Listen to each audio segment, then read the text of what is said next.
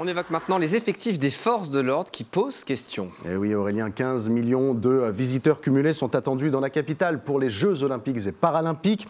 30 000 policiers et gendarmes viendront donc du reste de la France pour renforcer les effectifs parisiens tout l'été.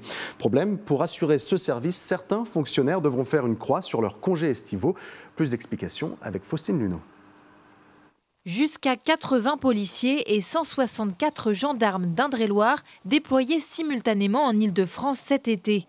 Des effectifs locaux mobilisés comme dans tous les départements français pour venir en renfort sur les Jeux Olympiques et Paralympiques à Paris et à Châteauroux.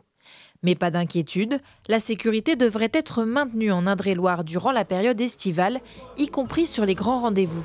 On a quelques échéances majeures cet été sur la période des Jeux Olympiques avec le festival de rock Ether & Rock. Et là, on arrive à mettre plus de monde que les années précédentes. Habituellement, on est une trentaine en combinant toutes les unités du groupement par soir sur ce festival. Et là, on pourrait très bien monter jusqu'à 60. Une hausse des effectifs disponibles par rapport aux étés passés, rendue possible par des restrictions de congés consenties par les gendarmes ainsi que les agents de la police nationale. Aucun congé n'a été accordé entre le 24 juillet et le 11 août. Un bouleversement dans l'organisation, mais qui vient compenser, et plus encore, l'absence des effectifs déployés à Paris. Pour la police, en majorité des agents de voie publique. Ça va demander à certaines équipes de réaliser des missions qu'ils ne font pas d'habitude. Donc ça demande évidemment une adaptation des services.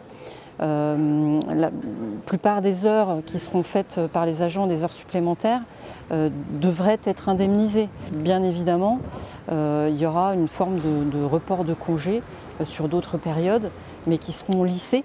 Au total, la préfecture d'Indre-et-Loire estime à 106 le nombre de policiers et gendarmes supplémentaires qui seront mobilisés dans le département cet été par rapport à l'été dernier.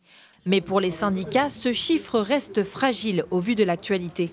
La petite marge de manœuvre que l'administration a aujourd'hui, durant l'été, elle n'est pas du tout garantie, puisqu'on sait dès à présent que des demandes de renfort sont déjà faites pour les territoires d'outre-mer et plus particulièrement pour la Nouvelle-Calédonie.